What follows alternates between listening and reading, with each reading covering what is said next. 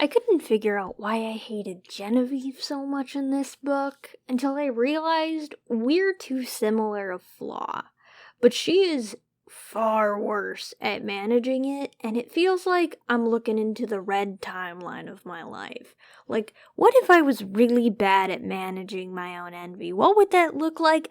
I don't need to look any further. I read this book. I have a similar feeling of Courtney from Total Drama. I just vehemently hate characters that feel like I'm looking into a mirror. It just fills me with repulsion. Usually the parts of me that I am very self-conscious about or don't really like, when I see that on screen, I'm like, ugh, ugh, oh god. Welcome back to the madness. My name is Erin, and today our Gaze into the Abyss is a special ARC episode.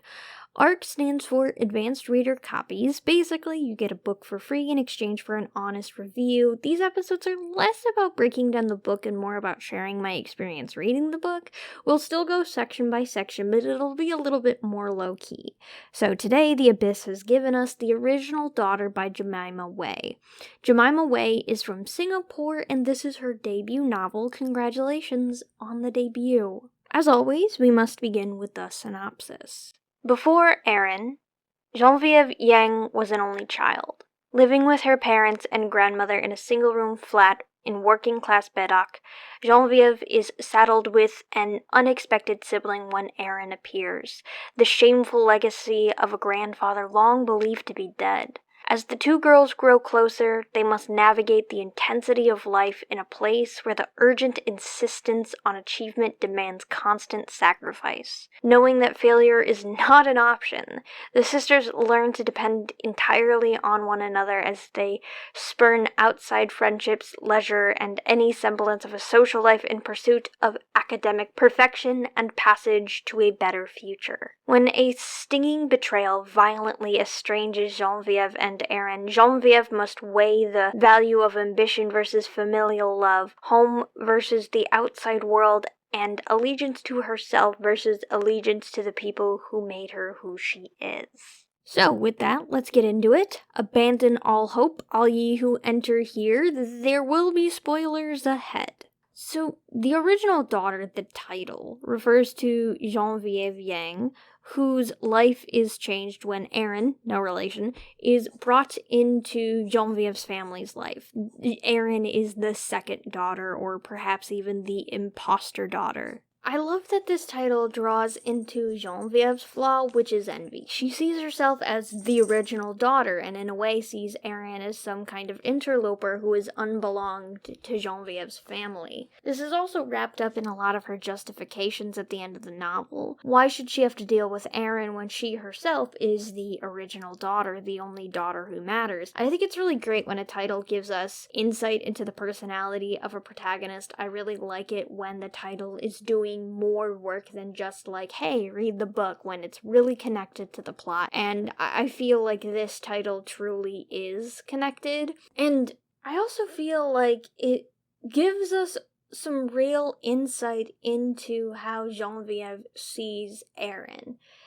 Throughout the novel, there is this understanding that they do see each other as sisters, but eventually that just stops being the case, and Genevieve really doesn't see her as a sister or even a part of their family with all of the sort of betrayals that Erin does to Genevieve. And so I really love the way that this title is implying a separation between Genevieve and Erin. I will admit, there is a level of predictability in some of the plot lines. This is a story that has this burned out gifted child plotline, as we saw from the synopsis. The Singaporean culture of academia is cutthroat and terrifying, but the plot kind of goes exactly how you would expect a burned out gifted child plotline to go, where, the one who succeeds in as a young child burns out, while the type B child reaches a level of success that child A is shut out of due to that burnout. I was sort of expecting Genevieve to fail since we focus so much on her success in school, and it was just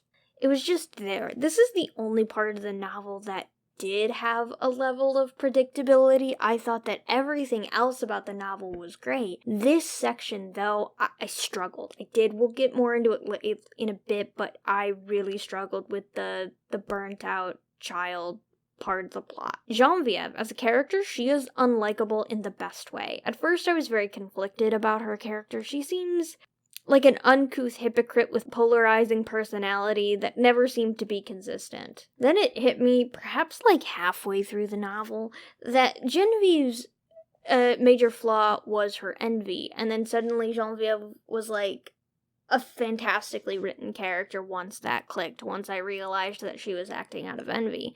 As a person who struggles with this, I'm not ashamed of it. Like, I understand my flaws and I do my best to manage it. But as someone who has always struggled with this, it can feel very polarizing to both want to support at the same time, do not want others to succeed as much as you because it might mean that you're inadequate. It very clearly, Genevieve's envy seems to stem from wanting to be the good daughter, the original daughter, in fact. She wants to have success, she wants to be more than what her parents were, she wants all of these things, and it is difficult for her to try and grasp and, muscle her way to any level of success, while other people who maybe didn't seem like they cared as much at certain points in their life reach some level of success that she'll never get. It's a frustrating feeling when you put in so much work and it feels like other people are just flying through it who never even cared. It's a lot of mixed emotions, and it's difficult to deal with. But it is also entirely possible to manage. If Genevieve needs something, she needs a therapist, because she does not handle her envy well. The entire novel is her struggling to control her envy of other people's success, from her fellow students who did poorly in, the younger school years, but then went on to be successful in college. She's very envious of her classmates. She's envious of Erin, because while Genevieve is struggling through some of these tests that matter so much, Erin manages to pass with flying colors. For not just because Erin is so special and so talented. No, Genevieve was like, I gotta go to the top school in the hardest programs, and Erin was much more realistic and picked something her level, and so she was able to eke out more success because Erin wanted to pass, versus where Genevieve wanted to succeed and be the top and be able to be the best. Erin just wanted to graduate. There's a difference of expectations, and it can be easy to understand that way why one succeeded and one didn't. One stayed in their lane and the other one kind of, had an Icarus moment and they fell hard. Another part of the thing, especially with Genevieve's envy, is that sometimes there is a little bit of paranoia involved. She at one point is convinced that her mother is doing these mind games, playing favorites between her two daughters, even when we, the reader, know that it's not that deep. Her mother is not, playing 5D chess here. Genevieve's struggle through this causes most of the plot progression is very natural, as Genevieve is propelled into many directions in an attempt to carve out a life for herself that she is satisfied with. And, there's this very interesting moment in the book, one that I really liked, which was that when Erin started going to university, she got it on scholarship, and she was renting out her dorm room and deciding to stay at home. And at this time, Genevieve has failed the tests which would allow her to go into college, and she won't retake them because she seems fully burned out of academia, and she has a lot of imposter syndrome about her own intelligence, and she never quite gets over it. So she refuses to take these tests again so that she can go into the public colleges. And I thought it was interesting, and it's never commented on, that Erin stays at the childhood home. She doesn't go to college. And all the while, she's trying to convince Genevieve to retake the test so she could go into a public college. Her mother quits her job and gets a higher paying job in order to apply for a loan so that Genevieve can go to a private college. In Singapore, a private college is kind of looked down upon, and it won't get her through many open doors. Honestly, the way that it's talked about in the novel, it seems like it was a waste waste of time to do. Like, if going to a 2-year to get your associates at a private institution doesn't do anything for you, I wouldn't understand why you would do it. But Genevieve ends up doing it in order to just, like, make some progress. I think she feels more comfortable than retaking the tests that would allow her to go to public college. I think Genevieve, and she never quite gets over it, that if she can't be in the top school, then what's the point?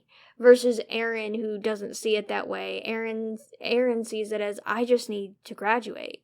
I just need to pick something that's at my level and graduate. Versus Genevieve, who feels like she has this need to succeed. This results in Genevieve being encouraged by one of her friends to start doing applications out of country, that there is a reputation of Singaporeans of being these very hardworking individuals, and Genevieve can take advantage of that by applying out of country. And then she gets a job in New Zealand, in Christchurch, and when she's like, I'm going, Erin's whole life falls apart. Erin's like, I mean, her life doesn't fall apart, but she's like, you can't go. And she tries to convince Genevieve not to go. Her mother tries to convince Genevieve not to go. After, like, an earthquake then happens, like, her mother's like, oh, maybe it's dangerous there, like, please don't go. But Erin is just like, you're abandoning me, you're abandoning our promise that we were always going to be sisters and we were always going to do this together. And, what does this have to do with her renting out her dorm? Well, Erin lives, like, 5 hours away from her college. And she clearly stayed behind because she felt that connection to Genevieve that she needed to stay.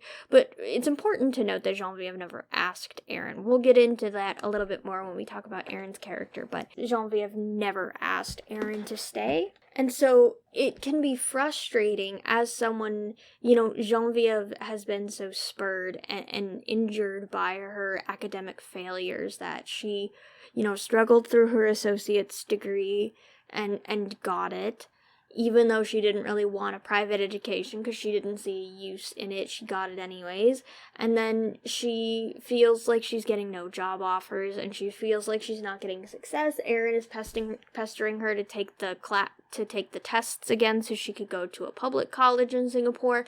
And then Genevieve gets a job in New Zealand, and she is finally reaching some success, and her sister is like, oh my god, this is a mistake, don't go. It puts Genevieve in a situation where she feels like she can never be happy. When she finds something that works for her, and then the people around her sort of reject it for it.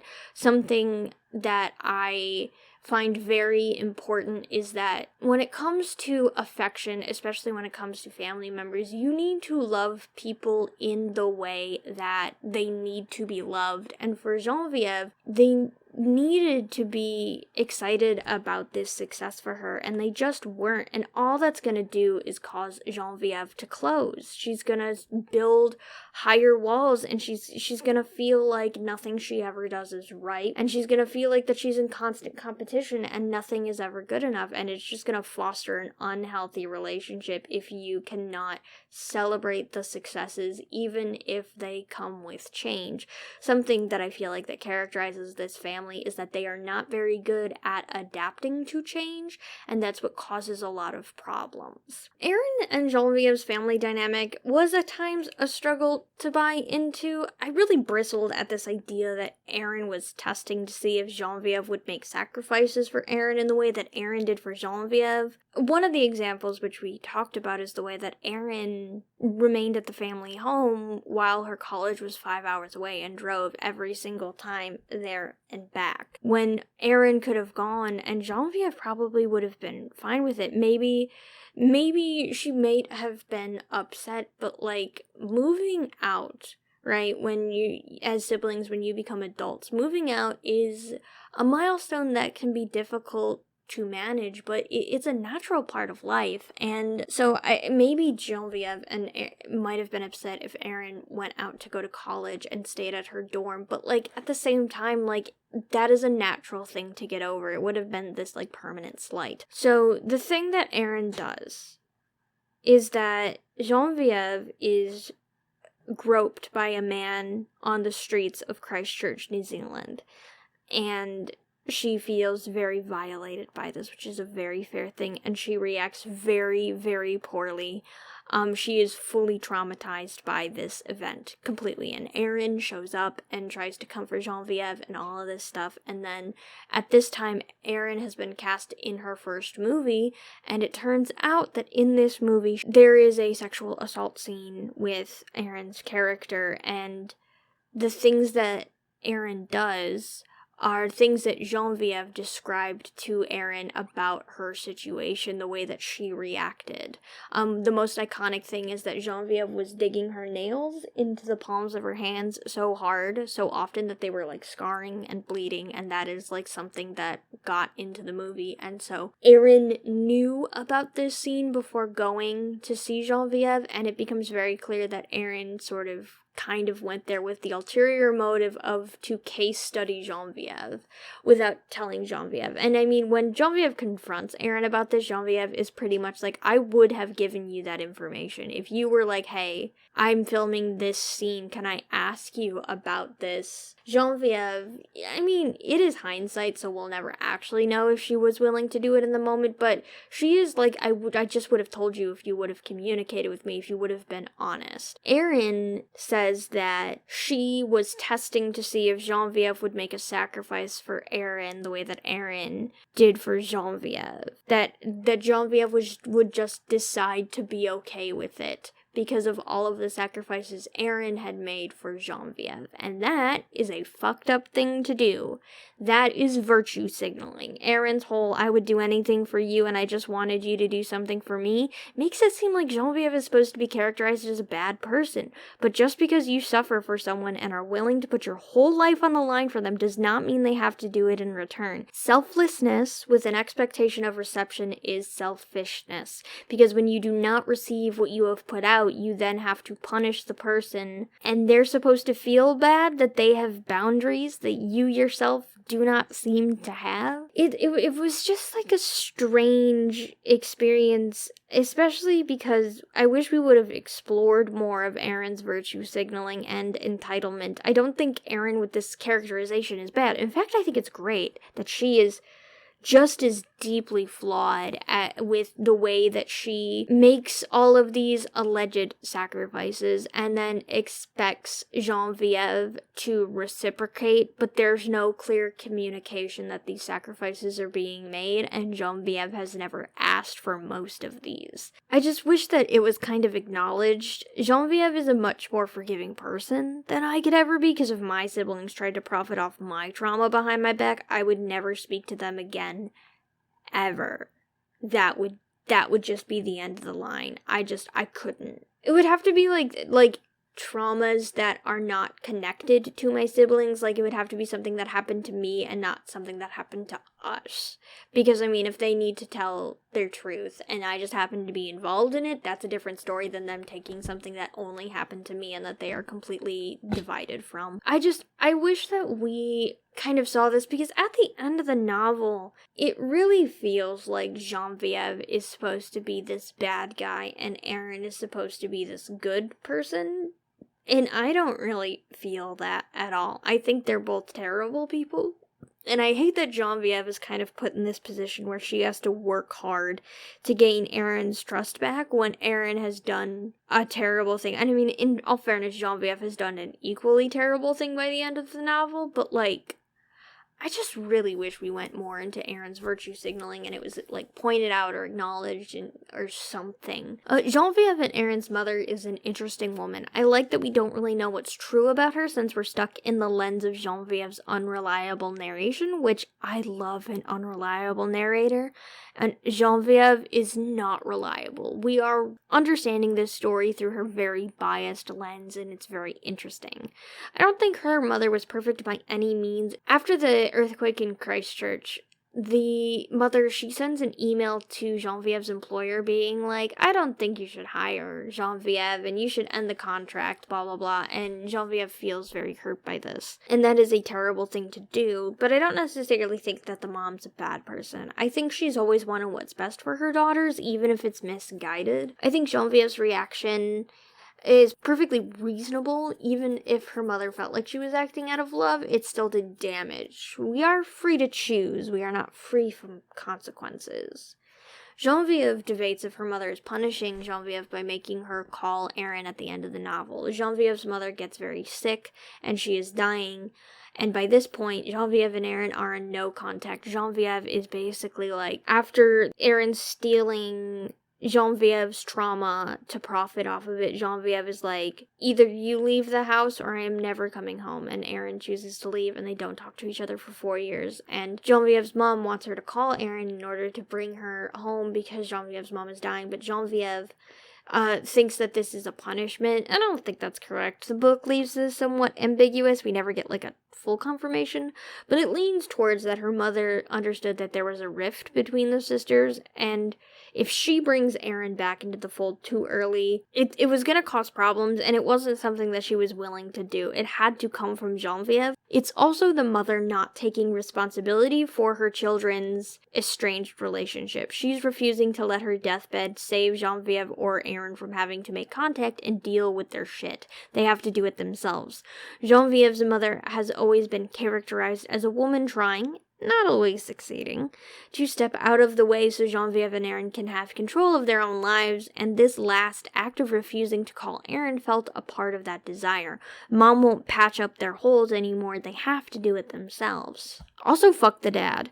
Good character. Well, bad guy, but well written. Hope he rots for walking out on his kids over a couple of rumors. Cry me a river and then fucking drown in it, dude. The dialogue sounded natural. It flowed well. I never felt like I was locked in an exposition jump.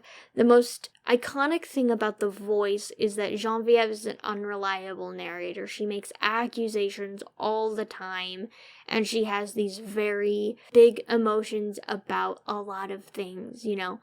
Aaron has the audacity to write this, like, essay about her struggle of being abandoned by her parents and then sent to live with this uncle that she never knew she had because she had no idea that her grandfather, like, ran out on a woman and a child. There's a level of unbelongedness on her part to sort of be pushed into this family, that's a very valid thing to write about, but Genevieve is like, you wrote me out of the essay, I'm not a part of it, I'm not a part of your narrative, blah. Genevieve throws this whole bitch fit about it, and they're children, so, like, I have a little bit more patience, but, like, you know, this stems back to Genevieve's envy.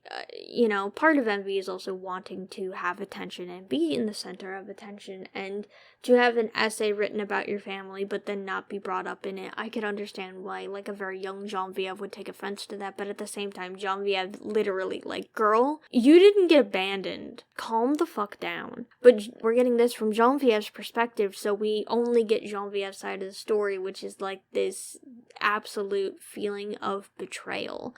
And this happens throughout most of the story, where Genevieve is just telling us from her perspective. The least we know about is the mom, because Genevieve has such a biased lens about the mother.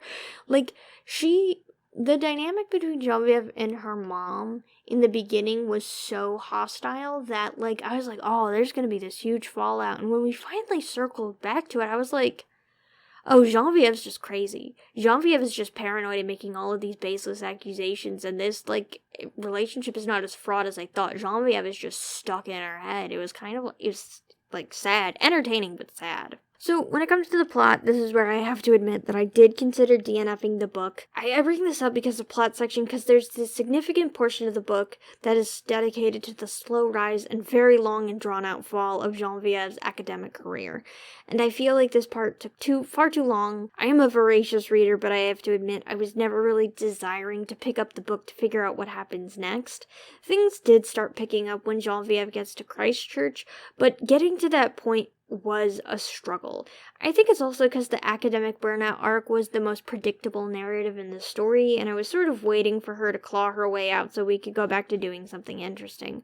For a while, it's this, like, back and forth of Genevieve failing in her academic career and Aaron becoming an internet sensation, but it felt like I was hearing the same kind of stories back to back. Genevieve's failing, Aaron is doing another YouTube thing. Genevieve is struggling. Aaron's doing another YouTube thing. It didn't feel like we were having a lot of momentum. It felt like I was a birdie in a badminton game being batted back and forth in an endless volley with no hope of ending. But I say this because I want to be honest, but at the same time, like, I did enjoy this novel. I think when it comes to character flaws, like, everyone always picks the same 5, it feels like at times. It's always pride if we're going with a bad flaw, or that it's so frustrating that, like, sometimes people are like, my flaw is that I'm too nice, I'm too loyal, I'm too of a good quality, which those can be some interesting stories, don't get me wrong, but it's like, I want some more interesting flaws. I really like Little Thieves because the main character is so greedy and it's so interesting, and so I really do love this novel because the main character is envious, and it's not vanity, which is nice, because, like, usually when it comes to envy, there is this connection with vanity, and so we got to have a story about envy that was not directly connected to vanity, and so, I am saying, like, there is this whole section where I'm like, oh my god, but you might like it, The rest of this book is great. Genevieve's character is really good. It's very strongly written. Genevieve is so good. I give Jemima Way her flowers. She's a very good character. Erin is also almost as good. Again, I just kind of wish we leaned into it more and really acknowledged her virtue signaling a little bit more. But honestly, that's kind of a minor complaint in the grand scheme of things. So I felt the world was very believable. I could feel the emotions at play. Genevieve's academia life is strict and competitive because these grades dictate a student's future. It was also easy to see the world of Baddock. Singapore comes to life with, like, the Exoria flowers, the shops, the aunties, and more. Genevieve's struggle with her own emotions is truly felt on every single page. The world just unfurled, and that is something that I can appreciate about it. So Genevieve fucked up immensely, but so did Aaron. That's the alternate title of this book. I think by the end of the novel, Genevieve recognizes how difficult it is to manage her own envy. A quote from the end of the novel is, "How long will I be doomed to stand in my own way?" And I think it's referencing her envy in the way it causes self-destructive patterns in her life. But she's more self-aware of it now, and she feels hope that despite it being bad between her and Aaron, they still have so much life left to live, and there might be a road for amends sometime down the line. Genevieve hopes, but we don't know if she ever gets that repair with her sister. It's probably the best ending of a story that we could get out like this, because I mean, like, they both have, like, just one glaringly fucked up thing that they do to each other. Aaron stealing Genevieve's trauma to profit off of it, and Genevieve waiting too long to call Aaron about their sick mother, that Aaron doesn't get to see her mother ever conscious. She never gets that goodbye. She's ripped of that closure. These are equally terrible things to do with each other, and I know that Genevieve's gonna be haunted by her actions for the rest of her life, but Aaron seems to have no remorse for stealing Genevieve's trauma. Like, it doesn't feel like she actually cares that much, especially because she's like, I was testing you. Be fucking for real, Aaron. But sometimes you make mistakes, and even if people can stand to forgive you, they don't always have to let you back in your life. You can reach absolution, but depart from each other's company. People have to protect their peace. Now, the mistake I think Genevieve made was not calling Aaron when their mother was terminal, not the stuff about, like, Genevieve cutting Aaron off for Aaron stealing Genevieve's trauma to profit off of. Genevieve is painted as, like, the bad guy because it's connected to her not calling Aaron about her mother, but I stand by the fact that Genevieve was in the right there. That's the hill I'm dying on. What a fucked up thing for Aaron to do.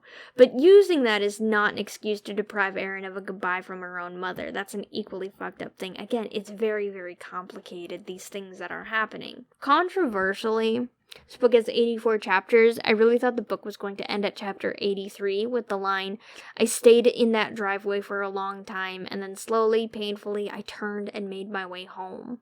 I really thought that's where we were ending it. And while I understand the reasoning of going for one more chapter, I do kind of wish we just ended it here with Genevieve really having to contemplate the consequences of her actions alone. Definitely not as feel-good as the actual ending, but I feel like the impact would have echoed. As, like, please let this be where it ends, and it didn't. The ending, like their mother dies, They kind of have a talk about their emotions for each other. Aaron leaves and Genevieve says, "Will I see you again?" And Aaron says, "Who knows?" Genevieve goes back to her empty home and she finds their little tin, which is where they keep all of their prized possessions, and they signed this contract of sisterhood when they were really little, and Genevieve can't seem to find the contract, but despite the fact she can't find it, she feels hope that she and Aaron have so much life left to live that they'll figure it out. And like I said, I understand why we ended on a more hopeful note, even if it's pretty bittersweet. I kind of wanted it to end on this horror, this dismal, I turned and made my way home. I just kind of wanted it. So the prose was really easy to read. I never felt like I got lost in the narrative. I feel like there's some pacing issues when it came to that academic burnout section of the novel, because that part seemed to go on forever, and I never felt like we were saying anything new in this academic burnout narrative. But something interesting I liked about the novel is the way that there are implied conversations between Aaron and Genevieve, perhaps implying that they do end up making amends. Genevieve will say something like, "Later, Aaron would admit that I just stared at her," or something to that effect. So there's this implication that they have talked out these moments of their lives together, and Genevieve is now recounting them to us. We get these moments of other people's views on certain events, but it's still all through the lens of Genevieve, and I really like this because Genevieve is an unreliable narrator, so we have to trust that, is Genevieve telling us accurately what these other people are claiming? Is she editing it to make it seem more accurate to her perspective? Or, is she directly quoting them? Does these quotations make these sections seem more grounded? Or does this feel like this is a part of Genevieve's unreliable narrability? We'll never know. It's kind of up for interpretation. I did really like it though. So, conclusion, this was a good novel, and I was glad to be a part of the ARC team. I rated it 4 stars. I'm glad I pushed through that section and I didn't DNF, because the story really started falling into place after when I started to consider Genevieve's major flaw being envy, and I wouldn't have gotten that realization if I stopped reading early on. I really recommend this novel. I think it's a great debut, and I'm really excited to see what else Jemima Way is going to write. That's all for today. The madness has ended, and you can go in peace.